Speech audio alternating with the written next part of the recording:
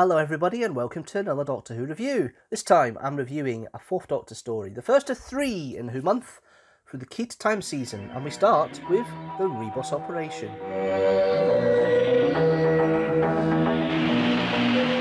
As always, I have in front of me the television companion, as I do with all classic series reviews, and let's start off with the plot synopsis for this story.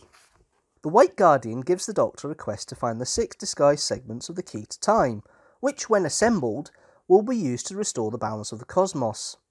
To aid him, he is given a new companion, a female Time Lord called Ramona, and a tracer device. He tracks the first segment to the city of Shur on the planet Ribos. There, con-men, Garen and Unstoff are engaged in a scam to sell the entire planet to the Graf in Decay, deposed ruler of Levithia. The Graf has been tricked into believing that Ribos is a source of Jethric, a rare mineral vital for achieving space warp drive. His interest is further piqued when he sees a large lump of the mineral on display in a reliquary. The Doctor realises that this is actually the first segment, but before he can steal it, Unstoff spirits it away. The Graf, having discovered the trick that has been played on him, hunts the con-men down and captures them, along with the time travellers, in the catacombs beneath the city. He is on the point of having them executed when Ribon guards blow up the entrance to the catacombs. The death of his loyal officer Sholak in the ensuing rockfall unhinges the Graf's mind. He storms into the dust and is killed by a thermite bomb, with which he had intended to destroy the catacombs. The Doctor, Ramona and K9 depart with the Jethric, leaving Garen and Unstoff to make off with the Graf's ship of plundered loot. So, this is the first story in the Key to Time season, which is an idea that Graham Williams had of having a kind of overarching storyline over the whole season, and this is a great little introduction to it. The first 15 minutes of the first episode is kind of about the Key to Time and the relationship between Ramona and the Doctor, and the story doesn't really kick in properly until the second episode, so it's a bit unique in that respect, that the first one's kind of an introduction to what the whole season's about, and then the proper story kicks in at the tail end of episode 1, beginning of episode 2. So it's not got the kind of traditional setup where the first episode sets everything up completely and then you've got 2 episodes of padding before the final one where everything ties up. This one is a little bit more interesting in the way it works. We'll go through some of the characters first of all, and then I'll give some of the points of interest I like of the story. You've got Tom Baker, the Doctor, in full flow in this season. This is his 5th season as the Doctor, and he's definitely at his comedic peak, more or less. Well, at the time, he's a bit more comedic in season 17, but for this story, he's at his comedic peak as it has at the moment. The kind of flippant, funny comedy nature that he had from the previous season with Leela has grown on to Ramona, and it helps with the rift between the two of them. I like some of the elements the Doctor has here of his thoughts and feelings, and I love the fact that he's still... the intelligence has come for a bit here, because there's a bit in the story where there's a kind of monitor in the room that the Graf's been staying in Shur, where there's a listening device in the chimney breast, and Unstoff has a broken... Garrick breaks his communicator for Unstoff, and the Doctor uses his technical mind to flip it round. He's dressing up with the costume as one of the guards, one of the Graf's guards. The way he does that is quite cool as well. I like that. I think that's really cool and really fun to see. And it's an interesting role he plays. There's a lot of elements in here I quite like. There's a lot of jokes between him and Ramona throughout it. I mean, it's either Ramona or Fred. The triple first joke. But the Doctor showing Ramona, you know, how his thinking works, because Ramona's coming as very studious and very up herself, I think is a polite way of putting it, and the way that kind of teacher, bit of the kind of flagrant, sarcastic way, different to what he had with Leela, but this kind of teacher element that he's showing is quite good, and I like the fact that the Doctor at this point is trying to show Ramona how brilliant he is, because she's knocked him down a peg in the TARDIS when they first introduce each other.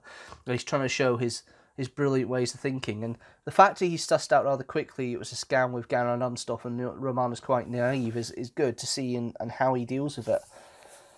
And the whole chatty nature of the Doctor with when Garen is going through the whole plan about how he sold the Sydney Opera House and all the other stuff he did before he escaped and started selling planets, as they say, in the scam that he's doing with the graph. That whole conversation sitting there in that room is quite cool. And it shows it's peak Tom Baker in regards to the way the character works and everything else, and it's worth watching just for him. He's so engaging every moment he's on screen. It's not like some of the other ones where he dials it in. This one he is really engaging on screen, and it seems to be a trend that the Key to Time really gives. There's a lot of meaty stuff that Tom Baker gets this season, and this is certainly one of the best examples of it. Then we have Ramona, played by Mary Tam, who starts off a little bit up herself, a little bit thinks she's better than the Doctor, but her naivety comes through rather quickly, really quickly. She doesn't suss out that the Jeffrick is the bit that's the segment she thinks is one of the crown jewels in the Relcley room. She doesn't realise that there's a bit of a joke there with when Unstoff comes in about the Scrimstone. And she thought he was an open, pleasant face, and she genuinely was naive about it. But I love the fact that as she goes on, she starts to wise up a little bit about the role that she's got to play, and I think by the end she's certainly coming to understand how her part to play will be in this, and it develops in the other roles. But it's a good start. I believe it was the first one they filmed. The costume choice is very 70s with the dress that she's got, but overall it's not a bad little role. They are slightly overshadowed, the two leads, with the guest cast, if I'm absolutely honest with this. But again, we're talking about the pairs rule, because it's a Robert Holmes script. He's very good with his pairs. I mentioned that in previous scripts I've done with him. The Sunmakers is another one of his where he's good with pairs. This is another example of good pairing, because you're the Doctor and Romana throughout most of it. You've then got Unstoff and Garen, or you've got the Graf and Sherlock, and you've then got Unstoff and Binro later. And the pairings and the way they work just makes it a brilliant thing. And this is why most of the guest cast you see in Robert Holmes stories are always interesting, because he always likes to create pairings that work and bounce off each other. So you've got the additional cast. You've got Cyril Luckman's the Guardian, who's in the first episode. There's not really much to say. He's there as an introduction. I'm all powerful. The way he sits in the wicker chair and just comes across as a just be careful, because I could be a lot more powerful than you think. It's okay, but there's not much to go on. Garen's one of the more interesting ones, because Ian Cuthbertson plays a man with a lot of Arthur Daly-ish qualities. Obviously, this is before Mind to Happen, but it's kind of like the wheeler dealer kind of con man, and the way he plays it's just engaging seeing him on screen and seeing him play it the way he does. Unstoff, played by Nigel Plaskett, is actually one of the quieter but one of the better guest cast, because he's a lot to do, and I think Robert Holmes realised that Unstoff had a bit more of a character to develop, so he bounces off with Bimro later on, and it's a quiet, understating performance, but it's not one that you can turn around and say, no, that's rubbish. It works to an extent, and there is a caring nature between the two of Unstoff and Garen, and you can see that. But when they work off each other, it's kind of like a straight man and a comedian, and that kind of comedy-esque role that's in there. And I like it. I think it works quite well. We then have the Graf in Decay, Paul Seed, who I think is probably the best of the guest cast, because he's so selfish. It's a bit hammy at times as well, but it's hammy in a way that's engaging. It's the fact that nobody makes a fool of the Graf in Decay and lives, and that line at the end of the second episode is really cool and really fun, and I did enjoy the whole part to that, and I think it's really good to see the character kind of from the start. This character's unsavoury, but his grandiosing about all the battles he's had and the way he felt he was deposed wrongly from his planet, and the way the character works throughout the script. When he goes mad after Sherlock gets killed in the rockfall, that's the bit I do like, because it just makes it seem so much more. It brings another level to this character, because before that you're kind of going, okay, you're a bit mad, you're a bit selfish, but you don't, he's kind of like, he really relies on Sherlock as his go-to man, and the camaraderie there, and it really does. It puts another level, and it explains the madness a bit, and it's interesting and thrilling to watch, and I enjoy that part. You've then got, of course, Sherlock, played by Robert Keegan, who is basically the right-hand man of Vindicay, the Gruff, and it's played strongly enough. The thing with some stories that are good is it's difficult to sometimes say why, because the character just works so well, and the scripting works so well, and the acting works so well. And this is one of these stories where I can watch it, enjoy it. I love the interplay of the story, and it just works all the way through rather quickly. And it's a strange one to really give the characterizations for. The one that does stand out for me is actually Binro, Timothy Bateson.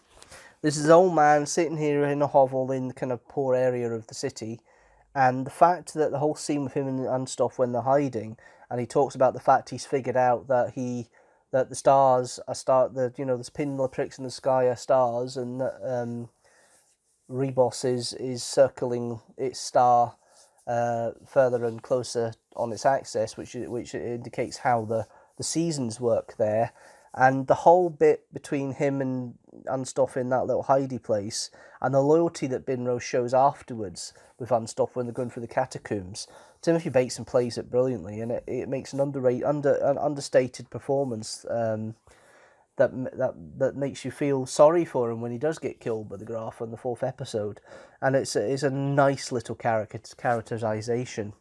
I've kind of gone over some of the characters in a kind of basic idea of the acting, because the acting's so good, it's difficult to pick out what's good, what's bad, because there isn't anything bad, so I can't do comparisons about what's good and what's bad. They're kind of spot on in their acting. The story itself is okay. It's a typical runaround of the time once you get going. So basically the whole plot line revolves around sticking this bit of Jeffrick in the reliquary room, then getting the Graf's money to be put into the reliquary room, Unstoff stealing both of them away again, and then the whole interplay between the Graf thinking he's been betrayed and the chase through the catacombs. It's not really a chase, it's more like a search, but it's like a chase through the catacombs and everything else. And it's a very standard runaround story for Doctor Who, but it's done in a way with the characterization and the way the writing works that makes it fun. Some of the bits I do like, particularly, we've got the Doctor's frustration at the White Guardian's insistence of having another assistant. So the Doctor doesn't like the idea, so he wants to do it his own. And that's possibly a comment that Tom Baker's maybe made, because he had said before when Elizabeth Sladen left that he wanted to go alone. And that's maybe something in the writing with Robert Holmes bringing in to say, well, the Doctor's not really keen on being with anybody else. But it's interesting, that insistence there. The triple first joke in the TARDIS when they first introduce each other, Ramona and the Doctor, and the fact that Ramona got the triple first, but the Doctor passed his doctorate in the second attempt with 51%, and the whole thing about how she thinks she's better than him overall, and very slowly through the story you see that actually no, the Doctor's experience trumps the knowledge that Ramona has, and I think Ramona very quickly learns that's how you get along with it and work with it. As I say, I love the Gara and Unstoff dynamic. Graf in Decay is probably one of the better characters. Paulsey chews the scenery halfway most of the story, but it works in a way that's brilliant. You've got Sherlock, which is a great story. The fact that it's Ramona and the Runda, I think I've got said that right. I'm just off the back of a cold, so probably can't pronounce things as much as I want to. But it's either Ramona or Fred, that little joke, I do like that. The Scrimstone idea and the story, and the fact that Unstoff's trying to deceive the Graf with the Scrimstone story is quite fun. So there's good elements in here that you can look at and you can watch and you can enjoy. And it is a kind of take your brain out type story, but it's a take your brain out story that's been well done, well written, and I actually do enjoy watching. The writing by Robert Holmes on this, it's definitely an accomplished story for his writing. He's in full flow here. It is classic Robert Holmes. I wouldn't say it's the best Robert Holmes, but it's certainly not one of the worst.